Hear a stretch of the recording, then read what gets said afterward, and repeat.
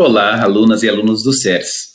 Quando falamos em interpretação das normas constitucionais, esse tema ganha uma roupagem muito específica nos concursos da Defensoria Pública, que diz respeito, sobretudo, à efetividade das normas constitucionais, na linha do neoconstitucionalismo, e também a questão envolvendo a obra do Konrad Hesse.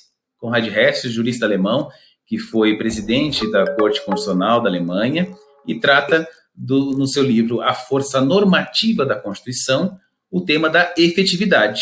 E é um assunto extremamente relevante, como eu disse, aos concursos da Defensoria Pública, seja a efetividade, seja o conhecimento a respeito dessa obra do Konrad Hesse, que muitas vezes é indagada também nos certames. Então, vamos ver essas duas questões na aula de hoje.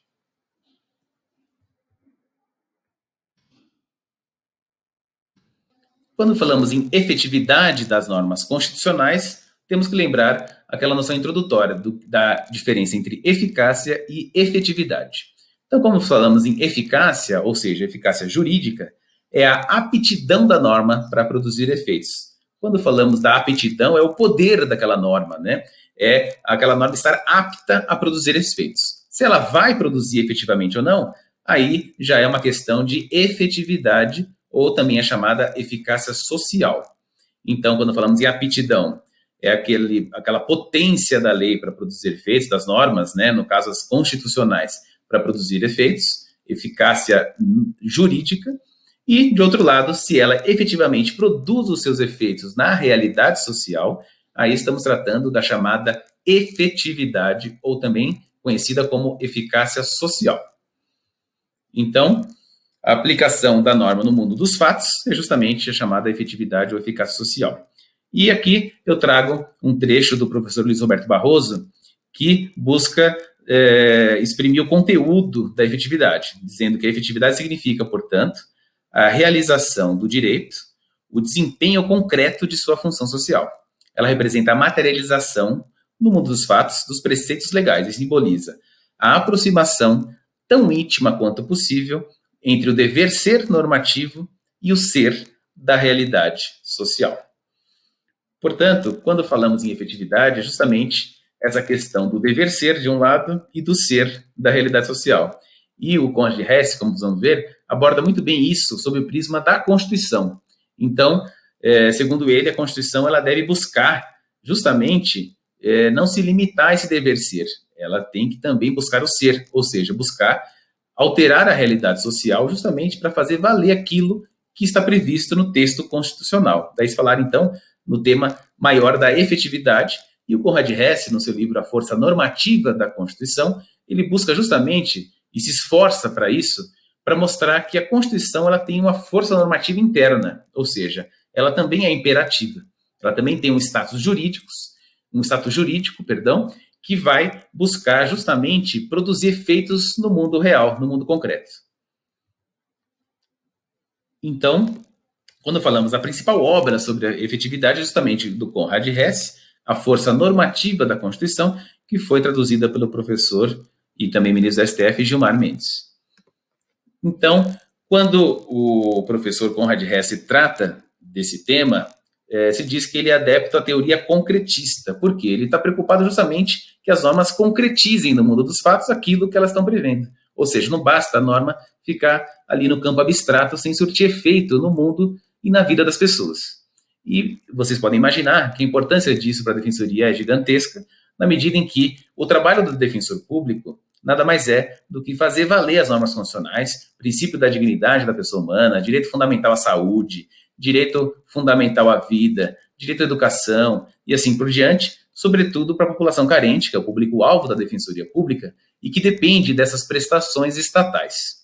Tá bom? Bom, então, logo no início da obra do Konrad Hesse, ele faz uma crítica ao Ferdinand Lassalle, aquele lá que trata do sentido sociológico da Constituição, já que, segundo Lassalle, a Constituição é um mero retrato da realidade, ou seja, ela traduz as chamadas relações de poder que existem na sociedade. E o Konrad Hesse, logo no início da obra, já faz uma crítica a essa concepção, dizendo assim, a Constituição ela não pode ser um mero retrato da realidade, ela não pode ser uma foto daquela realidade que existe e se conformar com aquilo. Não, ela tem uma força normativa para modificar a realidade numa linha que faça sentido perante a sociedade, e um sentido com o objetivo, por exemplo, de assegurar a dignidade da pessoa humana e o objetivo de mudar a sociedade para um fim e para uma diretriz que faça sentido. Nessa linha, ele critica a concepção do Ferdinand Lassalle nesse aspecto do sentido sociológico da Constituição, já que o Lassalle ele nega esse caráter normativo da Constituição, que é justamente o que o Konrad Hesse sustenta. Por isso que ele diz que a Constituição tem uma força própria, essa força normativa, que não pode ser um mero retrato da realidade, de modo que se deve superar esse isolamento entre o dever ser da norma e o ser da realidade social. E, nesse sentido, como o Lassalle está limitado ao ser da realidade social, ele diz que o dever ser e o ser têm que se compor, têm que se coordenar. E a Constituição, nesse sentido, segundo ele, é uma Constituição jurídica do dever ser, também com a Constituição real da realidade. Ou seja, essa coordenação entre ambos, essa coordenação entre uma Constituição jurídica e real, entre o ser e o dever ser, é o que justamente faz com que a norma, enquanto Constituição, essa força normativa da Constituição, incida na prática, no ser, essas mudanças necessárias à sociedade. Para isso, Konrad Hesse diz que há 3 pressupostos para que a Constituição realize de fato essa força normativa. O conteúdo da Constituição tem que corresponder de alguma forma à realidade, deve se desenvolver pela praxis, ou seja, pela prática, a vontade de Constituição, ou seja, as pessoas têm que buscar culturalmente ter essa necessidade e essa vontade de que a Constituição surta os seus efeitos na prática, e também, por fim, que a interpretação da Constituição deve buscar concretizar ao máximo as normas ela previstas conforme a realidade vigente. Pode parecer uma coisa óbvia, mas isso não foi durante um bom tempo no mundo jurídico. Muitas vezes a Constituição foi vista como uma mera diretriz de programas estatais e sem ter efetividade na prática. E o Konrad Hesse, portanto, traz essa necessidade da força normativa da Constituição e a efetividade propriamente das normas constitucionais, o que corresponde também à visão pós-positivista vinda do neoconstitucionalismo. Tá legal? Bom, para isso se propugnou a chamada doutrina da efetividade, ou seja, segundo o professor Barroso, há essa doutrina da efetividade que promoveu mudanças significativas de paradigma no século XX. Então, segundo Barroso, no plano jurídico, o status de normas jurídicas, normas constitucionais, aquilo que já falamos nessa aula, ou seja, as normas constitucionais também são dotadas de imperatividade e normatividade.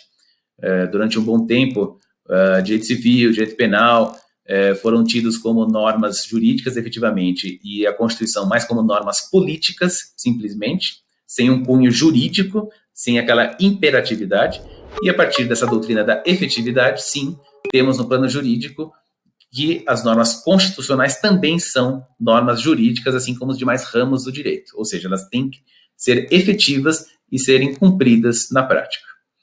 No plano dogmático, o direito constitucional foi entendido como um objeto autônomo, ou seja, o direito constitucional, ele na verdade, se confundia com a teoria geral do Estado e com a ciência política. Ele não tinha um status de ramo do direito propriamente dito, como temos direito civil, direito processual civil, direito administrativo, direito tributário. O direito constitucional ficava algo muito mais no campo filosófico e de ciência política do que uma disciplina autônoma. E com a doutrina da efetividade, ou seja, trazendo esse status jurídico às normas constitucionais e a necessidade da efetividade dessas normas, temos o desenvolvimento do direito constitucional como um ramo autônomo, diferente da teoria geral do Estado, diferente da ciência política e de todas essas discussões no campo filosófico. Ou seja, ela ganha, por assim dizer, o status jurídico de um ramo do direito, assim como os demais. E, nesse sentido, temos, então, o direito constitucional como uma nova disciplina inserida no mundo jurídico, tá bom? Na sequência, no plano institucional, se dá a ascensão do Poder Judiciário, porque é justamente os juízes e as cortes constitucionais, especialmente, que vão buscar dar efetividade ao texto constitucional. Então, depois de ter passado por uma onipresença do poder executivo no mundo absolutista e depois também o do poder legislativo, temos essa ascensão significativa do poder judiciário. Nós vimos isso nos últimos anos, né, como que o Supremo Tribunal Federal acabou assumindo um protagonismo muito maior em termos de políticas públicas e determinando ao poder executivo e legislativo situações que devem corresponder a uma efetividade das normas constitucionais, que demonstram claramente que isso é um fato concreto também no nosso país. Então, a ascensão do Poder Judiciário tem uma ligação direta com essa chamada doutrina da efetividade, né? Com essa mudança de paradigma. Capelletti, já há alguns anos atrás, em sua obra, tratava justamente do Poder Judiciário como esse terceiro gigante, depois do, segundo ele, o executivo mastodonte e o legislativo onipresente, né? E, de fato, nós conseguimos verificar um protagonismo muito grande do Poder Judiciário que é extremamente incentivado pela Defensoria Pública. Portanto, essa matéria é de extrema relevância para vocês, na medida em que essa necessidade da Defensoria Pública de mudar a realidade das pessoas, buscando conferir efetividade às normas constitucionais, tem uma ligação direta com a efetividade das normas constitucionais nessa linha concretista do Conrad Hess e com essa visão neoconstitucionalista que busca trazer os valores também ao direito para justamente fazer valer os princípios previstos na Constituição Federal. Tá legal? Bom, na sequência aqui, é interessante também, numa abordagem de prova dissertativa ou mesmo prova oral do concurso, vocês trazerem essa ideia aqui embaixo do professor Dirley da Cunha Júnior, que trata, num livro especificamente sobre controle judicial das omissões do poder público, o direito fundamental à efetivação da Constituição. Então, vejam, a efetivação das normas constitucionais, a garantia da efetividade da Constituição em si, é tão importante que esse professor Dirley da Cunha Júnior associa um próprio direito fundamental a essa efetividade da Constituição. Seria o direito fundamental à efetivação da norma constitucional como extraída daquele parágrafo 2º do artigo 5º, ou seja, seria uma interpretação sistemática de que, além daquele rol de 78 incisos do artigo 5º, também estaria inserido aí o direito fundamental à efetivação da Constituição, o que é um ponto interessante para vocês abordarem, na medida em que busca justamente assegurar isso como um direito fundamental propriamente dito. Tá legal? E, por fim, eu coloco aqui essa relação mais direta entre efetividade e defensoria pública que eu estou querendo explorar aqui com vocês, para que vocês tenham essa sensibilidade ao fazer o concurso da defensoria pública. Por quê? Vocês tendo isso em mente, vocês vão perceber que as questões, elas têm, ou de forma direta, ou como pano de fundo, essa visão do direito que deve se garantir ao máximo a efetividade do texto constitucional. Então, muitas vezes vocês vão identificar enunciados de testes, por exemplo, que asseguram uma maior proteção à discricionariedade do Poder Executivo em detrimento de uma efetividade vinda do Poder Judiciário por interpretação das normas constitucionais. E aí vocês vão perceber que a linha que a Defensoria segue é muito mais ligada a sustentar essa intervenção do Poder Judiciário em políticas públicas do que assegurar discricionariedade do Poder Executivo ou mesmo a liberdade de conformação do legislador. Então, esse é um ponto importante para vocês, na medida que forem fazendo as provas da Defensoria Pública, perceberem isso de forma expressa ou mesmo implícita nas questões. E aqui eu faço um resumo a respeito desse caso. Então, o direito, enquanto um mecanismo de transformação social, é justamente o que a Defensoria Pública busca trazer enquanto visão pós-positivista do direito.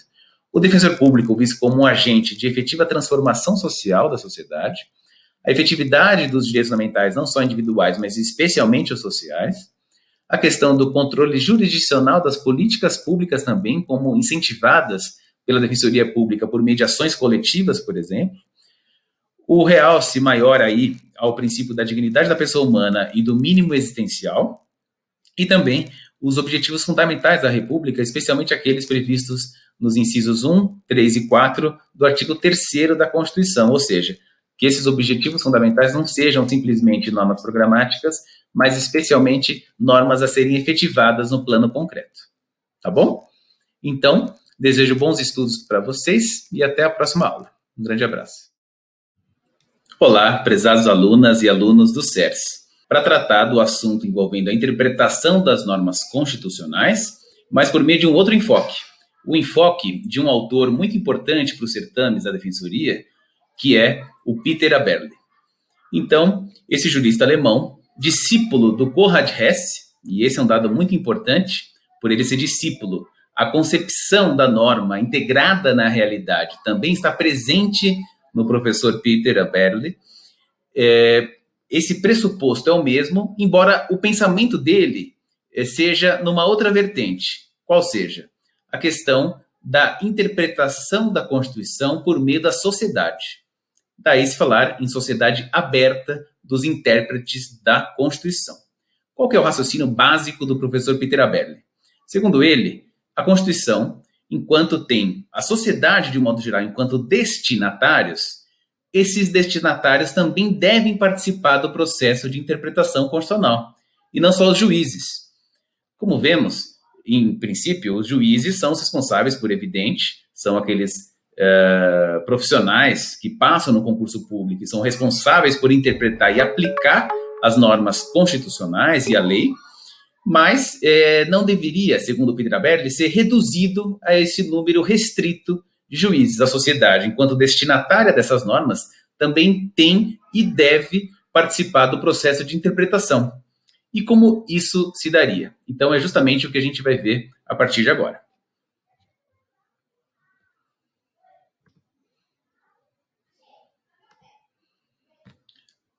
A obra famosa do professor Peter Aberle foi justamente essa, a Sociedade Aberta dos Intérpretes da Constituição. E, quando foi traduzida pelo professor Gilmar Mendes, ela recebeu um outro título, que é justamente esse aqui embaixo. Hermenêutica Constitucional, a Sociedade Aberta dos Intérpretes da Constituição, contribuição para a interpretação pluralista e procedimental da Constituição. Quando falamos de uma interpretação pluralista, a ideia é justamente essa, a democratização da interpretação constitucional, para que ela não fique circunscrita, ou seja, para que ela não seja limitada aos juízes, aos magistrados, às cortes constitucionais. Segundo o professor Peter Aberle, de um lado temos a chamada sociedade fechada, ou seja, um elemento cerrado, fixado em números clausos, ou seja, de forma taxativa, daqueles que são considerados os intérpretes da Constituição por excelência, que são os próprios juízes, por meio dos procedimentos formalizados, ou seja, os procedimentos judiciais. Porém, o que ele sustenta é justamente o contrário disso, que é, aqui embaixo colocado nesse esquema que eu fiz para facilitar a visualização por vocês, a sociedade aberta, no sentido de se buscar uma democratização da interpretação constitucional, por meio da ampliação do rol de intérpretes. Então, os órgãos estatais, as potências públicas, os cidadãos, os diversos grupos da sociedade civil devem sim participar dessa interpretação da Constituição, já que trata das normas principais, as mais importantes do país, que regulam situações de extrema relevância para a vida pública. Portanto, segundo Peter Aberle, há de se fazer uma crítica a essa sociedade fechada de intérpretes por meio exclusivo dos juízes, de modo que busquemos, por meio de uma sociedade aberta, a democratização da interpretação constitucional para que todos esses órgãos também, de alguma forma, em certa medida, consigam participar desse processo de interpretação.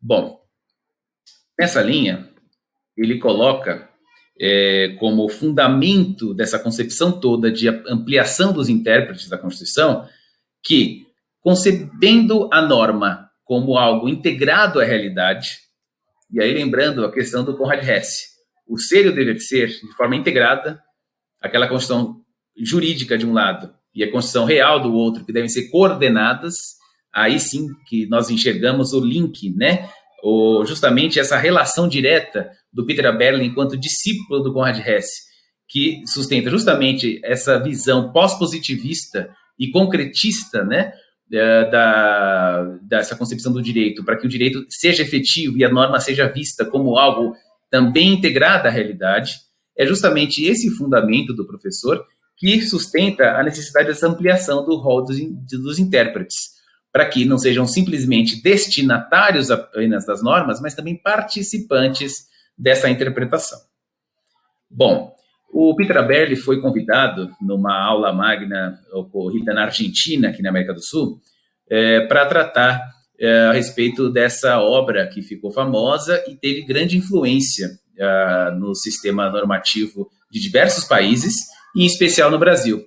E quando ele foi indagado a respeito dessa influência, ele mesmo confessou que não imaginava que esse pensamento ia ser tão absorvido por esses sistemas jurídicos como foi no brasileiro, por exemplo.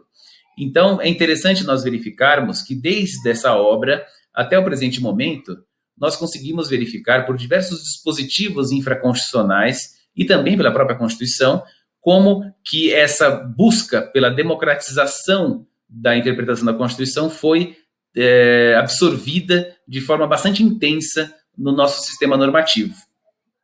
Como exemplo, temos aqui para constatar justamente essa influência sobre o ordenamento jurídico brasileiro do pensamento do professor Peter Aberle, as chamadas audiências públicas.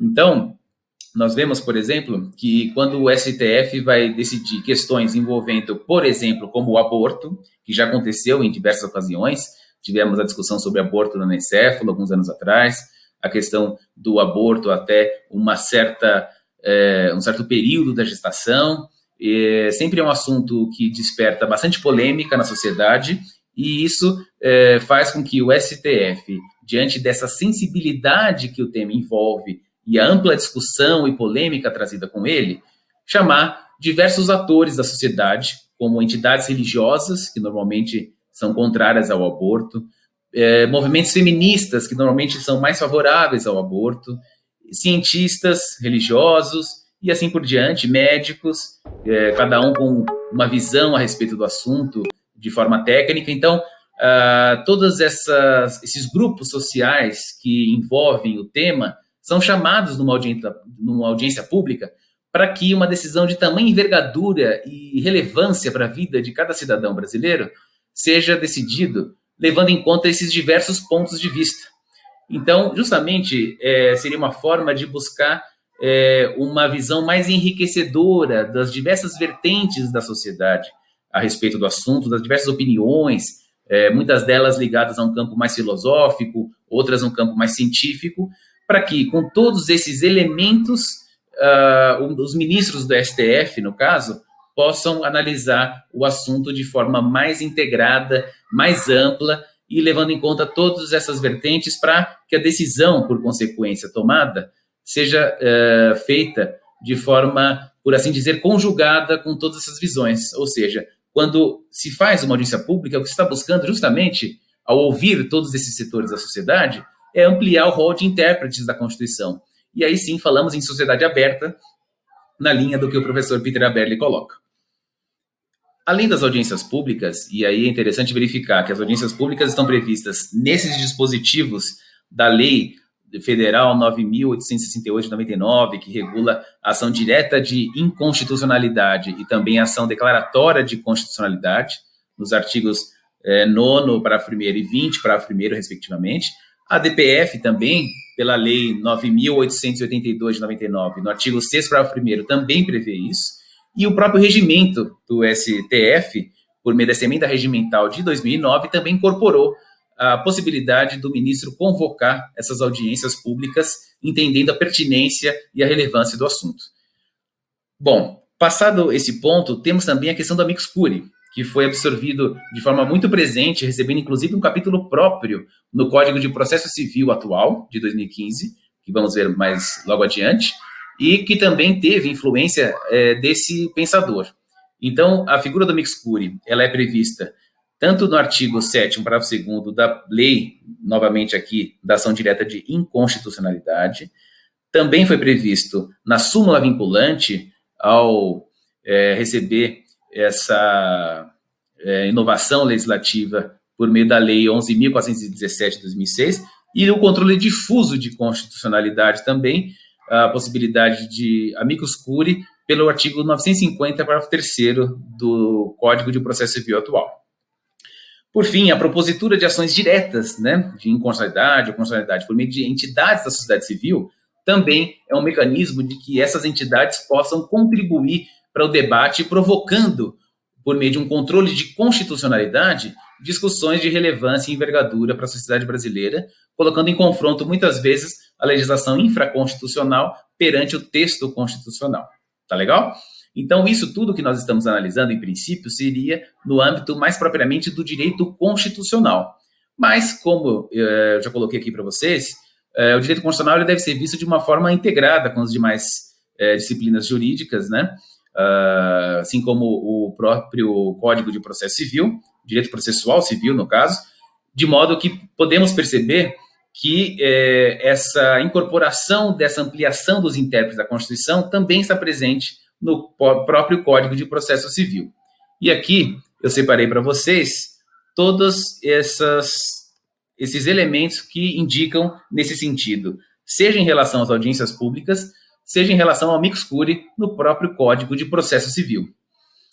Lembrando aqui que, portanto, é muito importante para vocês, candidatos, sempre fazerem essa interpretação sistemática do direito e dos ramos do direito, nada impedindo que, se couber na questão dissertativa, por exemplo, ou mesmo na questão oral, e inclusive isso é muito importante, eu diria, para uma pontuação ainda melhor de vocês nesses certames, fazer essas ligações entre direito constitucional, direito processual civil e assim por diante, porque demonstra o amplo conhecimento do candidato e da candidata, de modo que busca passar para o examinador essa visão integrativa, essa visão mais ampla do direito como um todo, de modo que a disciplina, na verdade, é mais uma especialização, mas tudo está muito ligado, como vemos aqui, por exemplo, a disciplina de direito constitucional em relação ao direito de processo civil, tá bom? Direito processual civil.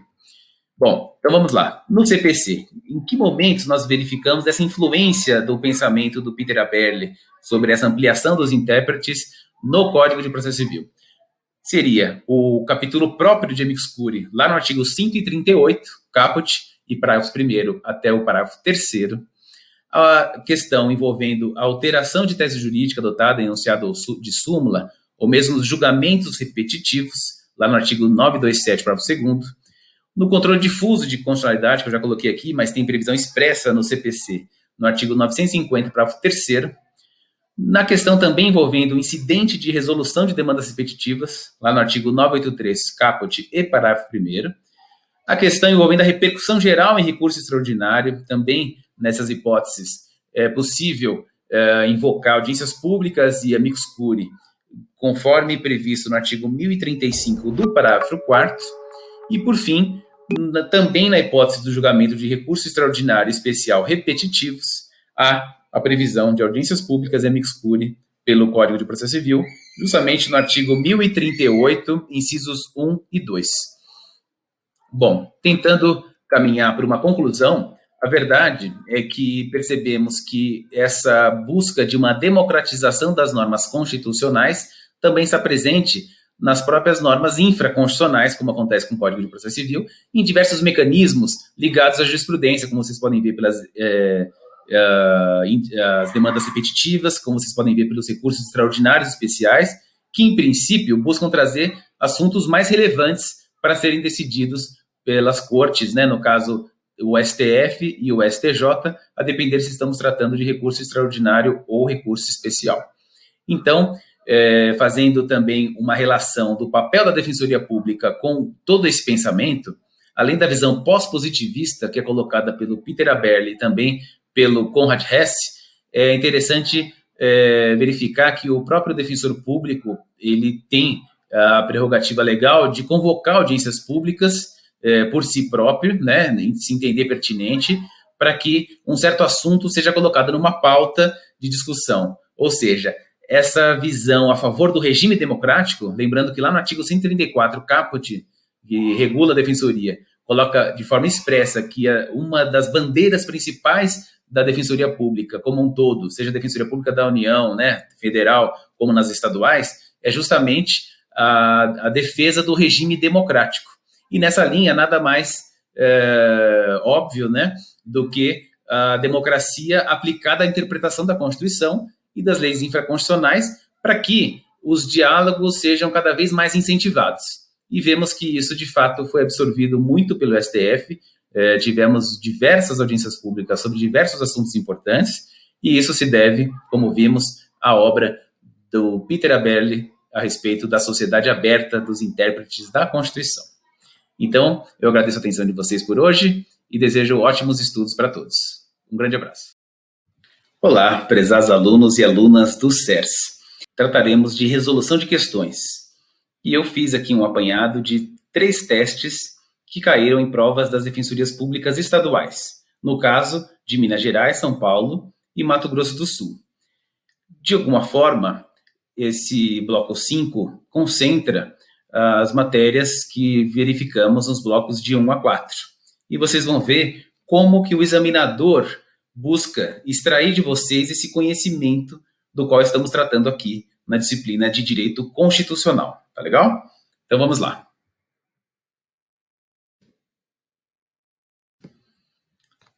O primeiro teste vem da Defensoria Pública de Minas Gerais de 2014 e trata do conceito, classificação e interpretação da Constituição, para que vocês, candidatos, assinalassem a alternativa correta.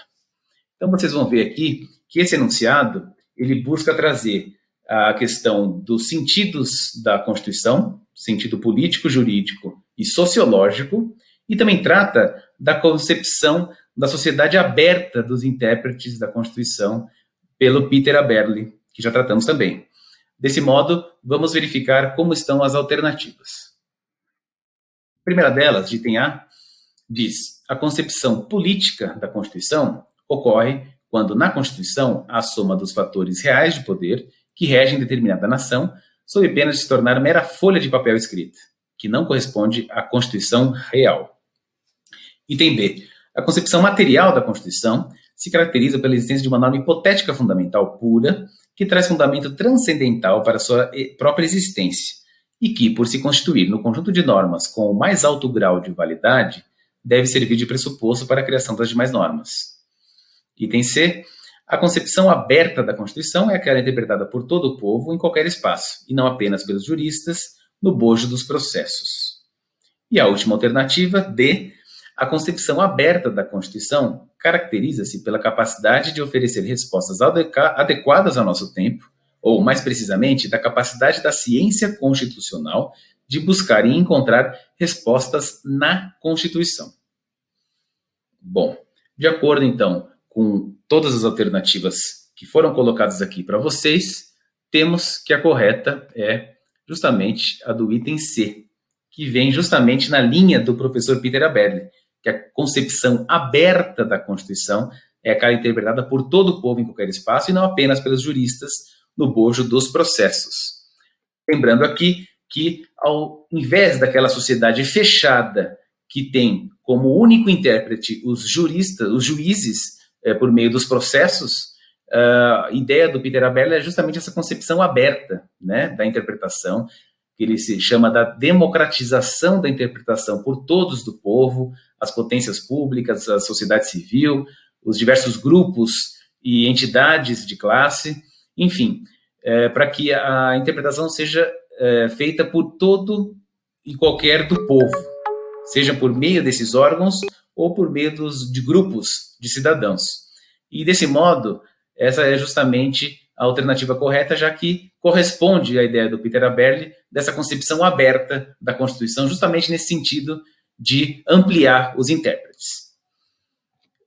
A alternativa A está incorreta porque diz respeito, quando se fala em fatores reais de poder que regem determinada nação, é aquele sentido sociológico propugnado pelo Ferdinand de La Salle, como vimos, né? Então não é a concepção política, mas sim a concepção sociológica. No item B, quando se diz a respeito da existência de uma norma hipotética fundamental pura, nos remete, evidentemente, ao Hans Kelsen, né?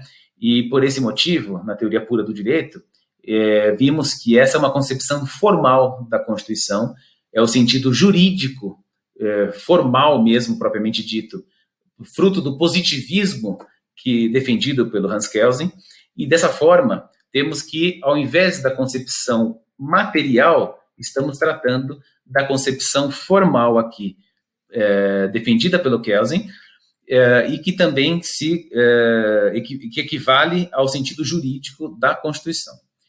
E a última alternativa também não está correta, porque a concepção aberta não é a busca da ciência constitucional em encontrar respostas na própria Constituição, mas sim na sociedade como um todo. Então, é justamente a antítese disso, né? Quando falamos em concepção aberta, não está circunscrita ao texto constitucional e nem simplesmente aos juízes, mas sim ampliar ao máximo a gama de intérpretes para que a realidade social, de modo geral, seja levada em conta também na interpretação, ou seja, aquela questão do dever ser de um lado e do ser da realidade de outro, para que isso seja coordenado e se busque uma concepção aberta que congregue os diversos setores da sociedade, como já disse. Combinado? Então, portanto, a alternativa correta dessa questão é a do item C. Passando para a próxima questão, temos o concurso da Defensoria Pública de São Paulo de 2009. Foi o terceiro concurso feito no estado de São Paulo, que trouxe uma frase para que o candidato compreendesse quais ideias estão dentro dessa frase, né, envolvendo o direito constitucional. Então, muito do que falamos a respeito da visão pós-positivista propugnada pela Defensoria Pública vai estar presente nessa questão, como vocês vão ver. Então, vamos ler o enunciado em conjunto para depois averiguar qual é a alternativa correta.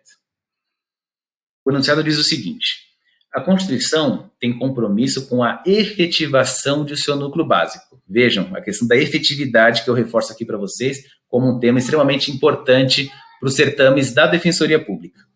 Então, a Constituição tem compromisso com a efetivação de seu núcleo básico, direitos fundamentais, o que somente pode ser pensado a partir do desenvolvimento de programas estatais de ações que demandam uma perspectiva não teórica, mas sim concreta e pragmática, e que passe pelo compromisso do intérprete com as premissas do constitucionalismo contemporâneo. Então, o tema de constitucionalismo também aqui colocado, contemporâneo. Esse enunciado diz respeito a... Aí vem as alternativas. Ilegitimidade do controle jurisdicional e ao ativismo judicial em direitos sociais. B. Constituição reguladora de Luhmann e ao método hermenêutico clássico. C. Implementação de políticas públicas e ao neoconstitucionalismo. D. Desconstitucionalização dos direitos sociais e a interpretação aberta da sociedade de Aberle. Veja mais uma vez Peter Aberle aqui colocado na questão dos concursos da Defensoria Pública. E item E, petrificação dos direitos sociais e a interpretação literal de Savigny. Bom, diante dessas alternativas, qual que corresponderia a esse enunciado acima, né? Como vocês podem ver, a resposta correta seria a de item C, que diz a respeito à implementação de políticas públicas, quando se diz lá em cima em programas estatais, a questão de ter uma postura não teórica, mas sim pragmática e concreta, né? E quando se fala do constitucionalismo contemporâneo, é o sinônimo do neoconstitucionalismo, que já tivemos a oportunidade de verificar aqui, no bloco 2, certo? Então, essas ideias principais colocadas pelo enunciado é justamente temas muito sensíveis à Defensoria Pública, que é a questão do controle jurisdicional das políticas públicas, ou seja, a defesa de um protagonismo, de uma postura ativa do Poder Judiciário, determinando que as políticas públicas previstas na Constituição sejam cumpridas pelo Poder Executivo e Legislativo, e, de outro lado também, nessa mesma linha, a concepção do neoconstitucionalismo, que já tratamos aqui, quando se fala em constitucionalismo contemporâneo, ou seja, aquela visão pós-positivista que a Defensoria e muitos juristas possuem, no sentido de que o direito e a moral devem ser unidos para que, por meio dos princípios abstratos previstos na Constituição Federal, seja possível concretizar, sobretudo, garantir a efetividade dos direitos fundamentais. Nessa forma, é interessante verificar também as alternativas colocadas aqui para confundir vocês, candidatos, né? Então, quando se fala ilegitimidade do controle jurisdicional, o que a Defensoria busca é justamente o contrário, a partir de um ativismo judicial, buscar que o controle jurisdicional, inclusive de políticas públicas, seja legítimo e importante para esses fins. E quando se fala ativismo judicial em direitos sociais, aí sim uma bandeira da Defensoria Pública a favor dos direitos sociais, né? Mas quando se diz ilegitimidade do controle jurisdicional, aí essa resposta já estaria incorreta. O item B, Constituição Reguladora de Luhmann e método hermenêutico clássico, não tem relação com o enunciado, por evidente, e também quando falamos em métodos clássicos, na verdade, o neoconstitucionalismo busca trazer essa concepção contemporânea, né, para não se limitar. O que também demonstra que, entre outros métodos clássicos, o método de interpretação literal por Savigny, que consta ali no final do último item, também não é algo, digamos assim, que acaba sendo uma bandeira da defensoria, como disse, ou algo a ser defendido nessa linha e nessa concepção do constitucionalismo contemporâneo.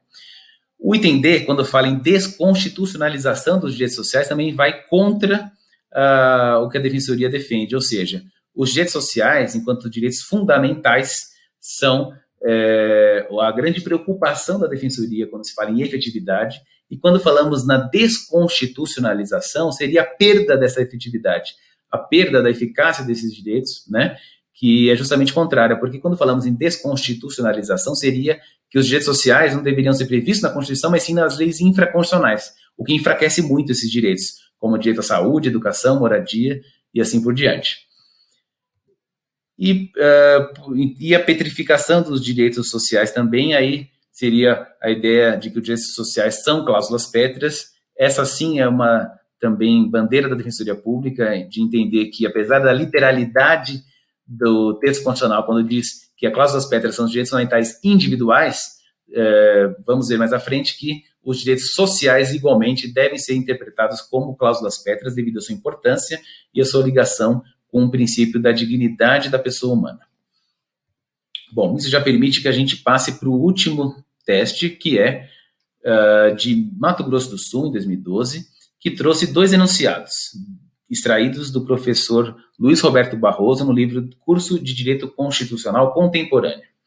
O primeiro deles diz o seguinte: sinaliza, portanto, a aproximação tão íntima quanto possível entre o dever ser normativo e o ser da realidade social. E o item 2 é uma especificação da interpretação sistemática, impondo ao intérprete o dever de harmonizar as tensões e contradições entre normas jurídicas. E aí vem a pergunta: os trechos de doutrina transcritos dizem respeito ao tema dos princípios de interpretação constitucional, assinala a alternativa que contempla correta e respectivamente esses 2 princípios de hermenêutica sobre os quais trata o referido autor de direito constitucional. Então, como vocês podem ver, quando se diz aproximação tão íntima quanto possível entre o dever ser e o ser normativo, é aquilo que já vimos em Conrad Hess, principalmente, quando trata da efetividade da Constituição, né? Estamos tratando do tema central para a Defensoria Pública nos concursos, que é a efetividade das normas constitucionais. Então, esse primeiro trecho diz respeito à efetividade, e o segundo, quando se diz uma interpretação sistemática para harmonizar as tensões e contradições entre normas jurídicas, trata justamente do princípio da unidade da Constituição. E aí, lembrando que a Constituição não pode ser interpretada em tiras separadas, né, mas sim deve ser vista como um todo. Aí, se falar em interpretação sistemática, em princípio interpretativo da unidade da Constituição, para que seja vista como um documento único que contempla diversas normas que devem se harmonizar entre si e eventuais tensões devem ser ponderadas pelo intérprete e aplicador da Constituição, justamente para evitar conflitos existentes a depender do caso concreto analisado. Tá legal? Então, com isso, nós podemos verificar que em todos esses testes está presente de forma muito forte o pensamento do Peter Aberle sobre a sociedade aberta dos intérpretes da Constituição, a questão da efetividade das normas constitucionais, sobretudo ligadas a direitos sociais, né, direitos fundamentais sociais, e também a questão envolvendo essa concepção do neoconstitucionalismo. Então, quando nós analisamos as questões, e isso eu já recomendo a vocês que busquem associar, reservar um dia da semana, pelo menos, para fazer as provas das defensorias públicas, sendo esse o cargo almejado por vocês, vocês vão perceber que às vezes, que muitas vezes, na verdade, há uma similitude entre as questões cobradas, mesmo se tratando de defensorias públicas estaduais distintas. E a partir desse momento, vocês conseguem focar melhor o estudo de vocês nisso que eu estou falando, que são temas extremamente sensíveis e como que a defensoria costuma enxergar esses temas, porque sabemos que há divergências na doutrina e muitas vezes há um olhar específico de cada carreira, assim como há no Ministério Público, assim como há na magistratura, a defensoria não é diferente. E isso vai aumentar certamente a chance de aprovação ao desejado concurso público que vocês desejam passar. Combinado? Então, eu agradeço aqui a atenção de vocês e até a próxima aula. Um grande abraço.